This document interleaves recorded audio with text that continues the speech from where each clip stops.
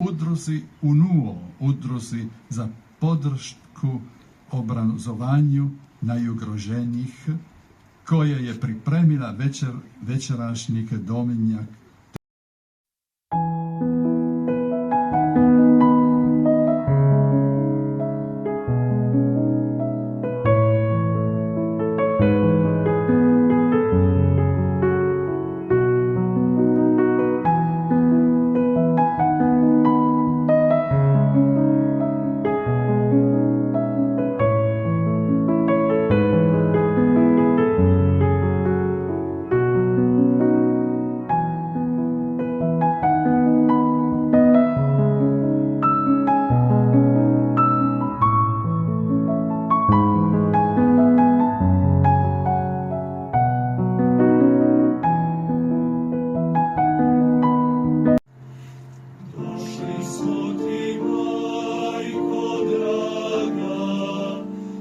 Svih strana ove zemlje.